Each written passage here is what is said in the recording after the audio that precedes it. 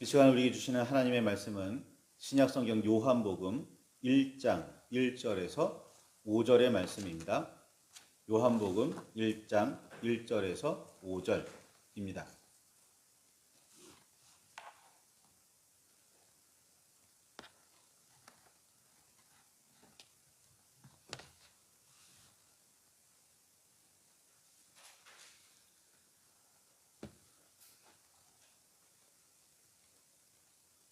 찾으셨으면 우리 함께 말씀을 봉독하시겠습니다.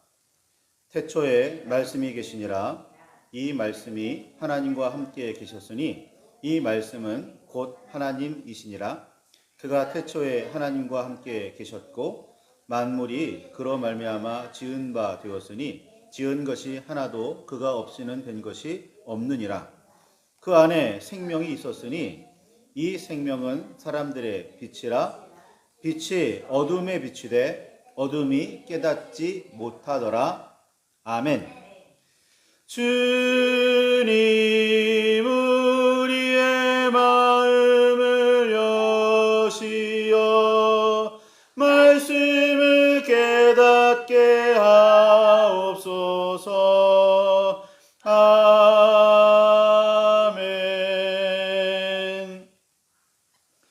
주님의 사랑과 그 크신 은혜가 저와 여러분 안에 가득하기를 소망합니다.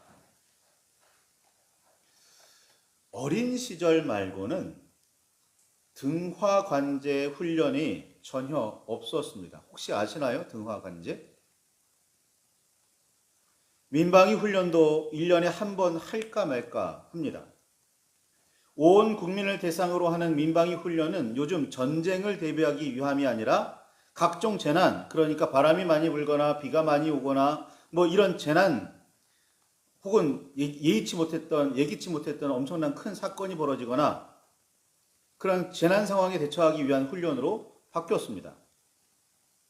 잠시의 통제와 관련자 몇몇만 훈련에 참여할 뿐 대다수는 그리 대수롭게 여기지 않습니다.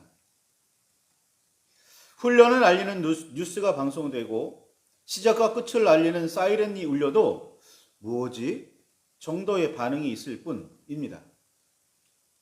한때 우리나라에는 이를 매우 중요하게 여기면서 거의 매달 민방위 훈련과 함께 등화관제 훈련을 했었습니다. 이제는 둘 다 단어조차 낯설어졌습니다. 등화관제는 밤에 있을지도 모르는 적의 전투기나 폭격기의 공습을 대비한 훈련입니다.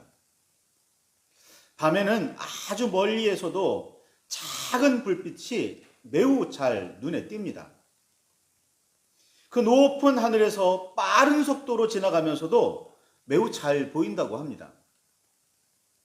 그래서 공격 목표가 되기 쉽습니다. 요즘에는 어디를 가나 수많은 불빛으로 환하지만 예전에는 그렇지 못했습니다. 그래도 도시나 시골이나 등화관제를 하는 일은 쉽지 않았습니다. 훈련하는 동안 모두가 불을 한꺼번에 끄고 한동안 암흑 속에서 지내야 했습니다. 도시에서는 그런 경험이 많지 않았을 수도 있겠습니다.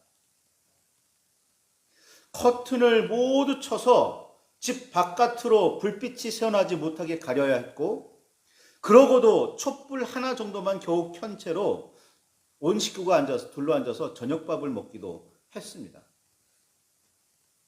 훈련이 이루어지는 지역의 어느 집에서 불빛이 발견되었다가는 경찰이나 군인들에게 호된 소리를 듣거나 벌금을 내야 했습니다. 이제는 인공위성을 비롯한 여러 가지 장비들로 인해 빛이 있건 없건 어려움 없이 목표를 찾아낼 수 있어서 등화관제 훈련이 따로 필요 없어지기는 했지만 예전에는 그렇게 해서라도 훈련을 해야 했습니다. 별빛조차 찾기 힘든 밤이 지나고 어슴풀에 먼동이 트는 광경은 이제는 경험하기가 힘듭니다.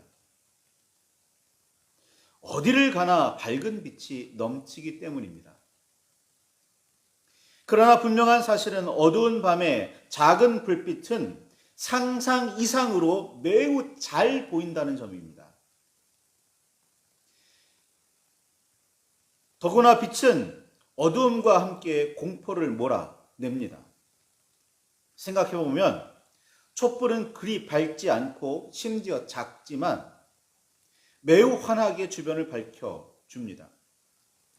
촛불에 적응하는 데에는 시간이 조금 필요하겠지만 크게 불편하지 않게 생활할 수 있습니다. 우리의 생각보다 작은 빛은 더 대단합니다. 먼 동이 튼다는 표현을 혹시 아시는지요? 먼 동이 튼다. 아직 해는 떠오르지 않았습니다. 해가 뜨려면 아직 먼 시간, 꽤 시간이 필요합니다. 그런데 그때에도 신기하게 세상은 푸르스름하게 밝아지기 시작합니다. 어둠을 짙게 겪었다면 그 어스름함은 무척이나 밝게 느껴집니다. 그렇게 어둠은 물러가고 아침은 빛으로 가득하게 됩니다. 빛이 있는 자리에 어두움은 설 수 없습니다. 아무리 어두웠더라도 빛이 있으면 밝아집니다. 작은 빛이라도 분명하게 밝아집니다. 그만큼 빛은 강력합니다. 어두움은 빛의 상대가 되지를 않습니다. 아니, 애초부터 빛과 어두움은 다투는 관계가 아닙니다. 둘이 힘겨루기가 되지를 않아요. 싸워서 승패를 가릴 수가 없습니다. 빛이 있으면 밝음이고 빛이 없으면 어두움입니다. 빛이 있느냐 없느냐에 따라 어두움은 있을 수도 있고 아예 사라지기도 합니다. 빛은 어둠에 대해 일방적인 천적입니다. 빛이 어둠을 잡아먹고 어둠이 빛을 어떻게 하고가 아니에요. 빛이 있으면 그냥 어둠은 사라지는 거예요. 빛이 어둠에 비친다면 어둠은 무조건 사라집니다. 여전히 어둡다면 그 빛은 진짜 빛이 아닙니다. 자외선, 적외선만 가지고, 물론 자외선의 빛 아래서만, 적외선의 빛 아래서만 볼 수 있는 것도 따로 있겠지만 밝다고 말하지 않습니다. 그냥 어둡죠. 그런데 빛이 분명히 비추었는데도 여전히 어두운 경우를 성경은 우리에게 알려줍니다. 빛이 비추는데 어둡다. 어떻게 하면 얻을 수 있을까요? 이는 빛을 보지 않으려고 눈을 뜨지 않거나 일부러 등지고 어둠만을 바라볼 때 가능합니다. 눈을 무언가로 가려도 빛을 볼 수가 없습니다. 그렇다고 빛이 사라지거나 빛이 아예 존재하지 않게 되지는 않지만 빛을 느끼지 않을 수는 있습니다. 그러니 빛은 느끼지 않는 게 아니라 일부러 느끼지 않으려고 발버둥 칠 뿐입니다. 빛이 분명히 비추었는데도 여전히 빛이 없다고 말하는 또 한 가지 경우는 빛을 인정하지 않을 때 일어납니다. 밝음을 어둠이라고 바득바득 우기는 상황이죠. 어떻게 그럴 수 있느냐고 반문할 수도 있겠습니다. 그러나 옹고집은 막무가내인데다가 쉽게 꺾이지 않습니다. 이유가 없어요. 그냥 밝은데도 불구하고 어둡다고 고집을 부리는 거죠. 주장하는 겁니다. 곧 죽어도 빛이 아니라고 끝까지 고집을 부리면, 그렇게 우기면 다른 방법이 거의 없습니다. 억지를 사실이나 진실로 인정하기 때문이 아닙니다. 말이 통하지 않고 설득이 되지 않기 때문에 그렇게 생각하게 두라고 포기할 뿐입니다. 빛이 없다고 주장하는 다른 한 가지 상황은 바로 태어날 때부터 앞을 못 보는 경우일 겁니다. 이 경우는 사실 아예 빛에 대해 전혀 알지 못한다고 할 수 있겠습니다. 빛에 관해 설명은 듣고 상상은 해볼 수 있겠으나 그 이상은 아닙니다. 앞 못 본 작은 쥐들이, 앞을 못 보는 작은 쥐들이 엄청나게 큰 코끼리를 각자 자기가 경험한 만큼만 가지고 설명하는 이야기가 있죠. 그 이야기에 따르면 각기 코끼리의 모양새, 코끼리가 다르게 그려집니다. 기둥이라는 건지 길고 둥근 끈이라든지 혹은 보자기라는 건지 알 수 없는, 그리고 모두가 동의하기 힘든 각자 다른 주장만 있을 뿐입니다. 본다는 건 그만큼 중요합니다. 보고서도 인정하지 않거나 볼 수는 있으나 보지 않으려고 해도 문제지만 애초에 볼 수조차 없다면 상황은 점점 더 심각해집니다. 어둠에 비친 빛을 깨닫지 못하는 이유를 정리하면 처음부터 눈이 없었거나 눈은 있으나 보려고 하지 않거나 빛을 보고서도 빛이라고 인정하지 않기 때문입니다. 아무리 그렇다고 빛이 없게 되거나 사라지지는 않습니다. 빛은 엄연히 그 자리에 있습니다. 빛이 없다는 말도 되지 않는 주장을 하는 이유는 모두 각자 자기에게 있는 문제들 때문입니다. 결함들 때문이에요. 멀어서건 개슴츠레 눈을 뜨고 있어서건 희미하게 보일 수는 있으나 애초부터 빛이 없었다거나 옛날 어느 때에는 있기는 했으나 지금은 없다고 주장할 수 없습니다. 여호와 하나님께서 빛을 세상에 보내어 어둠을 비추셨는데 어둠은 이를 깨닫지 못했습니다. 요한복음 1장 5절의 말씀이죠. 어두운 세상을 비추려고 세상에 보내신 빛이 바로 선지자들, 예언자들로 대표되는 하나님의 사람들입니다. 때로는 사사의 모습으로, 때로는 왕의 모습으로, 때로는 남다른 지혜를 가진 현명한 사람으로 우리 곁에 찾아왔었습니다. 예수님의 말씀처럼 때로는 줄이고 목마른 자, 헐벗은 자, 병든 자, 옥에 갇힌 자의 모습으로 우리에게 다가올 때도 있습니다. 그러나 눈이 멀거나 시력이 약해서 그 빛을 보지 못했습니다. 또한 고집이 세고 잘못된 지식이 많아서 우리는 그 빛을 제대로 알아보지 못했습니다. 아니, 알아보려고 하지 않았고 인정하지 않았고 아니라고 잡아뗐습니다. 어쩌면 눈이 부시다는 이유로 보지 않으려고 했는지도 모르겠습니다. 그래놓고 빛은 애초부터 존재하지 않았다거나 빛은 우리를 찾아오지 않았다고 억지나 부립니다.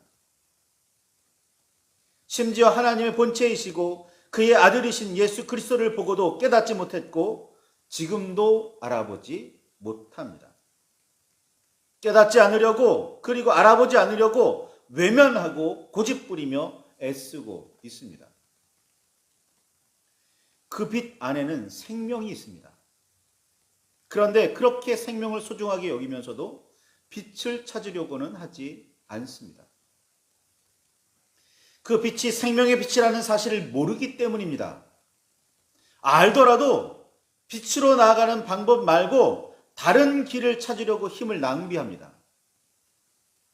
빛을 대신한 다른 길들이 어느 정도는 참된 듯 보이기에 더욱 그렇습니다. 그리고 어느 정도는 어두움을 밝힐만 하기도 합니다. 그러나 우리 사람의 문제와 어려움을 근본적으로 해결해 주지는 못합니다. 돈이 많다고 평안한가요? 권력이 많다고 안전한가요? 힘이 있다고 모든 적을 다 막을 수 있습니까? 생명을 주시고 살리시는 참 빛이신 우리 주님과는 이래저래 엄청나고도 많은 차이가 있습니다. 요한복음은 그 생명의 빛이 바로 태초부터 하나님과 함께 계셨고 함께 만물을 지으신 말씀이라고 우리에게 가르치고 있습니다. 말씀이 곧 하나님이시라고 말입니다. 참 빛이 세상에 와서 각 사람을 비추었지만 알지 못했고 자기들을 지으신 빛이 세상에 계셨지만 기뻐하지 않았고 맞아들이지도 않았습니다. 하나님의 말씀인 하늘의 복음을 우리는 귀하게 여겨야 합니다. 우리의 어두운 삶을 밝힐 참 빛을 받아들여 겉과 속을 모두 밝혀야 합니다. 참 빛은, 진정한 빛은 우리의 겉도 밝게 만들지만 우리의 속도 밝게 만듭니다. 예수님의 십자가는 아는데 성경의 말씀을 알지 못하는 경우가 생각보다 많습니다. 예수님의 십자가는 아는데 성경의 말씀은 알지 못하는 경우가 또 생각보다 많습니다. 그래서 하나님의 뜻에 따라서가 아니라 자신의 욕망을 따라 기도합니다. 성경의 말씀은 아는데 예수님의 십자가는 모르는 경우도 많습니다. 그래서 다른 예수가 있다며 이단과 사이비에 빠지기도 합니다. 예수 그리스도의 십자가도 모르고 성경도 모르면서 세상의 지식만으로도 충분히 잘 살 수 있다고 말하기도 합니다. 어느 정도까지는 사실이기도 합니다. 이 땅에서의 삶이 전부라고 생각한다면 더더구나 그렇습니다. 그러나 인간은 단순히 물질만이 아니라 영혼을 지닌 존재라면 우리는 다른 눈으로 세상을 바라보아야 합니다. 몸의 양식뿐 아니라 영의 양식에도 신경을 써야 합니다. 우리가 발을 딛고 살아가는 물질의 세상뿐 아니라 영적 세상에 관심을 두어야 합니다. 더구나 그 영적인 세상이 물질의 세상과는 달리 영원하다면 우리는 생각과 삶의 중심, 과제에 대해서 처음부터 다시 생각해야 합니다. 빛이 우리를 비추고 있습니다.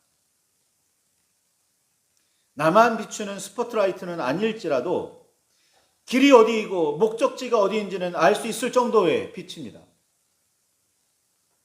때로는 달빛과 별빛만으로도 충분할 때가 있습니다. 희미해도 빛은 빛입니다. 조금 흐리다고 빛이 아니라고 억지를 부릴 수는 없습니다. 예수님께서는 하나님을 섬기며 그리스도를 따르는 우리를 세상의 소금이며 세상의 빛이라고 말씀하셨습니다. 그리고 소금은 짠맛을 낼 수 있어야 하고 빛은 사람의 앞을 비추게 하여 밝게 해야 한다고 말씀하셨습니다. 빛으로 이 땅에 오신 예수님께서는 왜 제자들에게 소금에 대해서 먼저 말씀하셨을까요? 소금이 맛을 내려면 다른 재료들과 섞여야 합니다. 그리고 중요한 사실, 그 형태는 사라집니다. 소금 덩어리가 녹지 않으면 음식은 이상해집니다. 그리고 주님은 빛에 대해 말씀하셨습니다. 이 세상의 모든 사람이 빛된 하나님의 자녀들인 우리의 착한 행실을 보고 하늘에 계신 하나님 아버지께 영광을 돌려야 한다고 말입니다. 빛으로서 우리는 착한 행실을 보여야 합니다. 예수님께서 말씀하신 빛을 비추는 방법이 착한 행실입니다. 그리스도인들은 빛이 되어야 하는데 빛이 되었으니까 사람들이 전부 다 빛을 바라보면서 박수치라고 그 빛이 아니라 빛은 사람들의 앞을 밝혀주는 빛이어야 한다는 거예요. 그리고 사람들의 앞을 밝혀주기 위해서는 그가 착한 행실을 해야 한다는 겁니다. 이 사실 매우 중요합니다.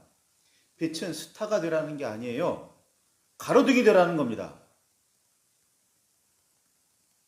사람들은 가로등을 대수롭지 않게 보겠지만 그 가로등이 있으므로 범죄가 줄어들고 그 가로등이 있으므로 그 길이 밝혀지고 그 가로등이 있으므로 사람들이 그 길을 걸으며 넘어지지 않는 겁니다.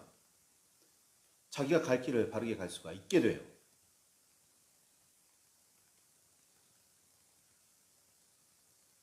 물론 사람들이 좋아하는 착한 행실 아닙니다. 하나님께서 기뻐하시는 착한 행실입니다. 사람이 보기에 착하다가 아니라 하나님 보시기에 착해야 한다는 거예요. 이거 매우 중요합니다. 사람에게 이익이 되니까, 인류 사회에 이익이 되니까 좋다가 아니라 하나님께서 기뻐하시고 하나님께서 진리라고 여기시고 하나님께서 하늘을 바라보는데 하늘의 삶을 살아가는데 도움이 된다고 여기시는 그것이 좋은 겁니다. 그것을 행하는 게 착한 행실이에요. 성경이 말하는.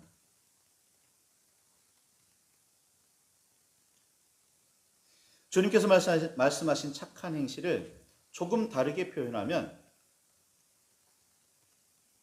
착한 행실을 했을 때 이런 반응이 있어야 합니다. 역시 하나님을 섬기는 사람들은 뭐가 달라도 달라. 하나님의 사람들은 세상에 선한 영향력을 끼치는 사람들이지 그럼. 예수님을 따르는 사람들은 자기들뿐 아니라 다른 사람들도 선하게 살게 만드는 힘이 있어. 그러다 보니 그리스도인들 때문에 우리 동네가, 우리 나라가, 나아가 이 세상이 점점 선하고 아름다워지고 있어. 그런 평가를 들을 수 있어야 합니다. 우리의 믿음과 삶이 그런 영향력을 끼치고 있는지 깊이 살펴보시기 바랍니다. 사도 바울은 아들처럼 여기던 디모데에게 편지를 보내며 그렇게 이야기했습니다.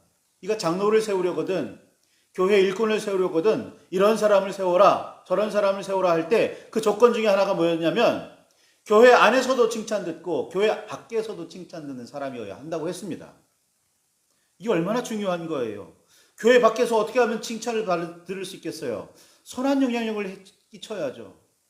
빛을 발해야죠. 그래서 다른 사람들의 앞길을 밝혀주어야죠. 그들이 정말 나아갈 바가 뭔지, 정말 찾아가야 할 목적지가 어딘지 알려주어야 하죠. 어떻게 해요? 하나님의 사람들이, 그리스도의 제자가 착한 행실을 함으로 말입니다. 말씀을 붙들고 깊이 묵상하시기 바랍니다. 착한 행실 하고 계십니까? 아니, 사람들이 좋게 여기는 착한 행실 말고 다시 말씀드리지만 하나님께서 기뻐하시는 착한 행실 말입니다. 말씀을 붙들고 깊이 묵상하시기 바랍니다. 주께서 내 삶을 보시고 우리의 행실을 보시고 오늘날 교회의 모습을 보시고 기뻐하실까? 사람들이 손가락질하고 욕하는 이유가 혹시 우리가 빛을 발하지 못하기 때문은 아닐까? 우리가 선한 행실을 보여주지 못하기 때문은 아닐까? 깊이 살피시길 바랍니다. 이 문제를 해결해야 합니다. 이 문제를 해결해야 해요. 나도 그렇고 우리도 그렇고 우리의 교회도 마찬가지입니다. 말씀을 붙들고 깊이 묵상하시기 바랍니다. 그 깊은 묵상 가운데 주님께서 기뻐하시는, 주님께서 선하게 여기시는 깨달음이 있기를 소망합니다. 그리고 삶의 결단과 변화로 나아가시기를 바랍니다.